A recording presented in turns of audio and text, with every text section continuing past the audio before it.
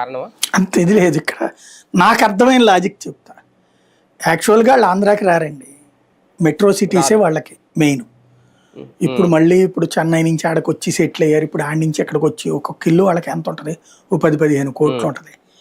Plus వాళ్ళ ఆ 24 crafts వాళ్ళందరూ అక్కడే ఉన్నారు కుటుంబాలతో సహా. వాళ్ళందరూ ఇక్కడికి వచ్చి ఎప్పటికి రావాలి, షిఫ్ట్ అవ్వాలి. ఇది కష్టం నెంబర్ 1. అలాగే కావాలంటే కమిట్మెంట్ ఉండాలి. అంత కమిట్మెంట్ ఉన్నోళ్ళు వాళ్ళైతే ఎవరు లేరు. ఆ రోజుల్లో ఎన్టీ రామారావు, అక్కినేని నాగేశ్వరరావు వీళ్ళందరూ తమిళనాడు నుంచి ఇక్కడికి రావాలన్నప్పుడు అదొక కసిగా తీసుకున్నారు.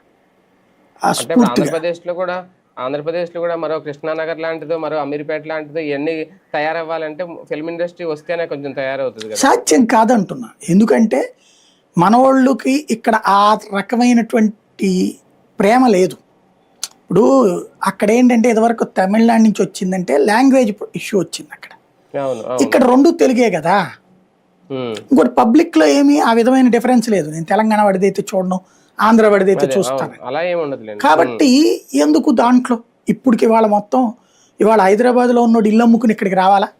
కొన్ని 2 ఇళ్ళు అంటే అంత సంపాదన ఏడ తెచ్చింది పాపం. ఇప్పుడు వాళ్ళే నారా చెప్పలు పడుతుంటే కృష్ణనగర్ లో బతుకుతున్నారంటే అర్థమైంది డబ్బులు లేకనే కదా.